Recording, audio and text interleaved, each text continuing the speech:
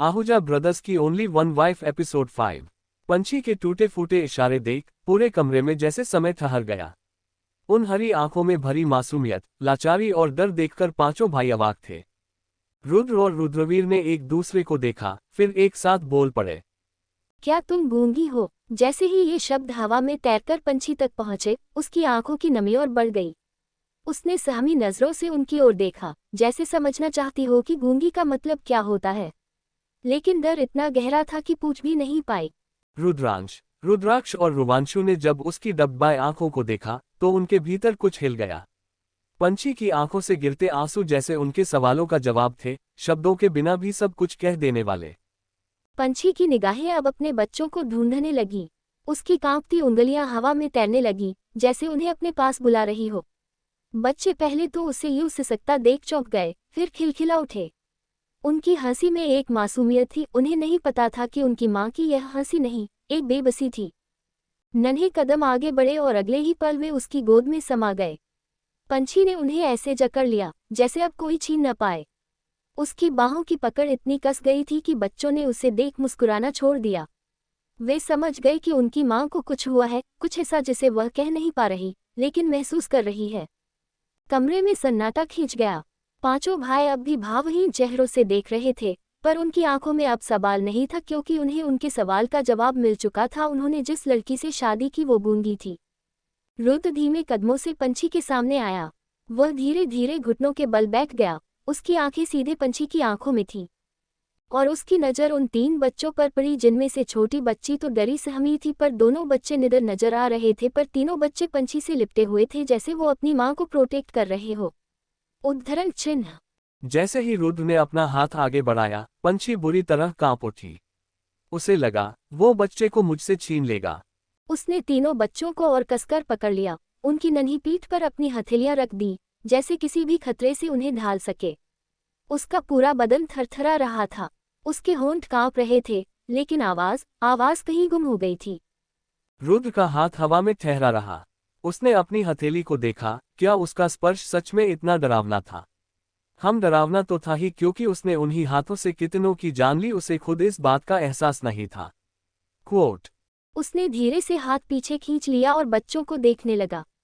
वे माँ से लिपटे हुए थे, उनकी छोटी छोटी उंगलियां माँ के बालों को मुट्ठी में कसकर पकड़े हुए थीं, जैसे वे खुद अपनी माँ को उनके ही पति से बचाने की कोशिश कर रहे हों। हॉल में सिर्फ सांसों की आवाज थी। पंछी की आंखों से आंसू अब भी बह रहे थे। हॉल में एक घुटन भरी खामोशी छा गई थी। सभी की नजरें पंछी और उसके बच्चों पर जमी थीं। पंछी ने हल्के हल्के अपनी मासूम हरी आंखें उठाईं और कांपते होठों से कुछ कहने की कोशिश की, लेकिन कोई आवाज नहीं निकली। उसके गले से एक अधूरी, टूटी हुई सिसकी निकली, जैसे कोई बहुत पुराना घाव फिर से हरा हो गया हो। उसने कांपते हाथों से इशारे करने शुरू किए। इशारे भी पूरे नहीं बन पा रहे थे, जैसे उसकी भाषा भी कैद में सड़ गई हो।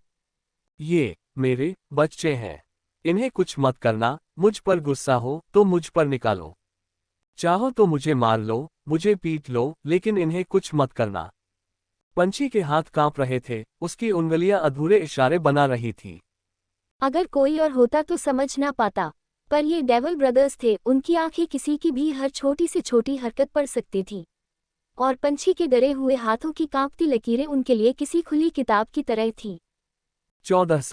14 साल तक वह अंधेरे कैद में रही थी। 14 साल तक उसकी आवाज दीवारों ने भी नहीं सुनी थी। बस एक बूढ़ी औरत 2 वक्त का खाना लाया करती थी, जिससे हल्की बातें वो कर लेती, और उसके अलावा उसके सौतेले भाई जो आते तो उस पर गंदी नजर डाल उसे यहाँ वहाँ छूने की कोशिश करते, उसका फायदा उठाने की कोशिश करते, और वो मासूम कुछ समझ भी नहीं पाती तो कैसे उसे सामने वाले से इशारों में ही बात करना आएगा। उद्धरण चिन्ह। और अब जब वह उन भाइयों के सामने थी जो उसके पति थे, तो भी उसकी चीखें गूंज नहीं पा रही थी। और तभी रुद्रांश आगे बढ़ा। बिना किसी चेतावनी के, बिना किसी नरमी के, उसने एक झटके में उस छोटी बच्ची को पंछी की गोद से खींच लिया।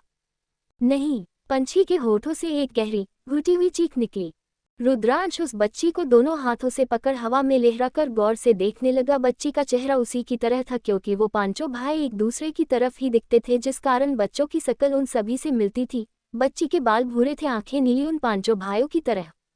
बच्ची ने मासूम सी नजरों से रुद्रांश को देखा और अगले ही पल उसके नन्हे गुलाबी होठ मुड़ने लगे। उसके चेहरे पर शिकन आई। और फिर आहे। बच्ची के रोने की तेज चीख कमरे की हवा में फैल गई। इतनी तेज, इतनी मासूम, इतनी बेबस। रुद्रांश की आंखें बिना पलक झपकाए बस बच्ची को देखती रहीं। कोई भाव नहीं, कोई गुस्सा नहीं, कोई ममता नहीं। लेकिन फिर एक हल्की गर्माहट महसूस हुई। रुद्रांश ने नजरें झुकाईं। उसकी सफेद शर्ट पर गीले धब्बे फैल रहे थे। उसकी बेटी ने उस पर सुसु कर दिया था। पंछी का दिल धड़कना भूल गया। उसकी आंखें और ज्यादा बड़ी हो गईं। नहीं, नहीं, नहीं। उसने घबराकर रुद्रांश के पैरों को पकड़ लिया। उसे मत मारो, उसके दिल से आवाज निकली।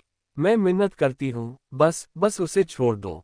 पंछी की कांपती उंगलियां रुद्रांश की पैंट की सिलवटों में उलझ गईं।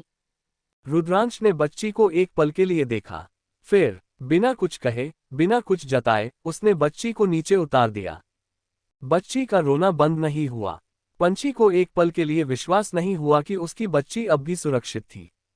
रुद्रांश ने एक लंबी, ठंडी सांस ली और बेहद सख्त आवाज में कहा, जाओ यहाँ से, बच्चों को लेकर चली जाओ। पंछी घबरा गई। उसने अपनी बेटी को सीने से चिपकाए और दोनों बच्चों को भी बाहों में उठा ली। उसने एक साथ ही तीनों बच्चों को गोद में उठाए और तेजी से उपसिदियों की तरफ बढ़ने लगी। रुद्रांश और बाकी सभी उसे जाते हुए देखते रहे। रुद्रांश ने गहरी सांस ली, सोफे पर बैठते हुए ठंडी आवाज में कहा, मेड को बुलाओ। उसके शब्द कम थे, मगर बाकी चारों भाई समझ गए कि अब सच सामने आना ही चाहिए। सिर्फ 2 मिनट बाद बूढ़ी मेड सर झुकाए घुटनों के बल बैठी थी। सामने पांचों माफिया आहूजा ब्रदर्स राजा की तरह अपने अपने सोफों पर बैठे थे। माहौल में घबराहट और भारीपन घुल गया था। रुद्रांश ने सिर्फ एक हल्का सा इशारा किया तो बूढ़ी औरत डरते हुए बोल पड़ी, सर, ये बच्चे, ये आपके ही हैं। एक पल को जैसे सन्नाटा छा गया। सभी भाई अपनी जगह पर जड़ हो गए, लेकिन उनके चेहरे पर कोई भाव नहीं आया। ठंडे, खतरनाक, बर्फ जैसे जमे हुए। बूढ़ी औरत ने कांपते हुए अपनी बात आगे बढ़ाई। जब आप सभी मैडम को यहाँ छोड़कर चले गए थे, तब से मैं ही उन्हें खाना देने जाती थी। लेकिन जैसा आपने कहा था कि उन्हें घर से बाहर जाने की इजाज़त नहीं होगी, वो वैसा ही करती रही। कमरे के कोने में दुबकी रहती थी, अंधेरे में बैठी, एक मरी हुई आत्मा की तरह। रुद्राक्ष ने हल्के से अपनी उंगलियां मोड़ी, उसके नाखून उसकी हथेली में धंस गए। मैं जो खाना देती, वो उसे अजीब तरीके से खाती थी। रोटियां तब तक रखती, जब तक वे पूरी तरह सूख न जाती। फिर उन्हें एक टुकड़े की तरह खा लेती। कई बार मैंने उससे बात करने की कोशिश की, पर उसने कभी जवाब नहीं दिया, कभी भी। रुद्रवीर ने अपनी जगह पर थोड़ा आगे झुकते हुए बेहद ठंडी आवाज में कहा। और सबसे अजीब बात, बूढ़ी औरत की आंखें चमक उठीं। उसने कभी भी भागने की कोशिश नहीं की। कमरे में एक और सन्नाटा फैल गया। मेड की आवाज भारी हो गई थी। एक दिन उसकी तबीयत बहुत खराब हो गई। रुद्रांश की आंखें सिकुड़ गईं। मैं डर गई थी, इसीलिए अपने तरीके से एक डॉक्टर को बुला लिया। डॉक्टर ने जांच की और कहा कि मैडम पेट से हैं। क्या? रुद्रवीर पहली बार जोर से बोला। उसकी आवाज में झटका और एक हल्की सी बौखलाहट थी। मेड ने सिर झुकाए हुए बोलना जारी रखा। मैंने आपको फोन करने की बहुत कोशिश की, लेकिन किसी का भी नंबर नहीं लगा। डॉक्टर ने कहा डिलीवरी बहुत क्रिटिकल होगी, कोई एक ही बचेगा, माँ या बच्चा। रुद्रांश की पकड़ सोफे के हैंडल पर कस गई। अबॉर्शन करवाने की भी सलाह दी, लेकिन उसमें भी जान का खतरा था। मैं समझ नहीं पा रही थी क्या करूं। लेकिन मेड की आवाज़ हल्की सी कांपी। पर मैडम ने बिना किसी दवाई, बिना इलाज के और बिना डॉक्टर के ही खुद से 3 बच्चों को जन्म दिया। कमरा एक पल को जैसे ठहर गया।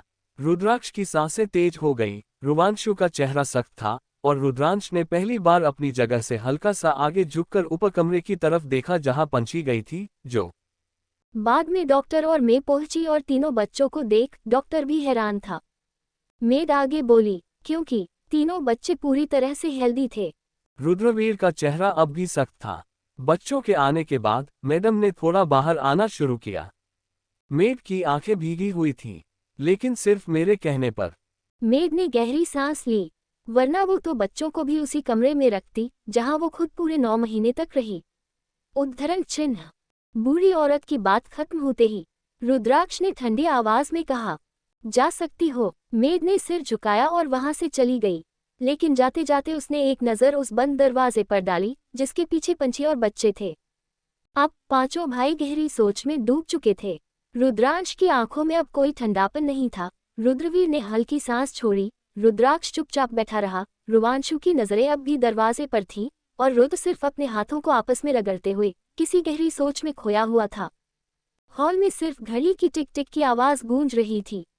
रुद्राक्ष अचानक से बोला, कौन है ये लड़की? कहाँ से आई है? किसने भेजा है इसे हमारे पास? तारांकन तारांकन तारांकन तारांकन, क्या होगा अब कहानी में?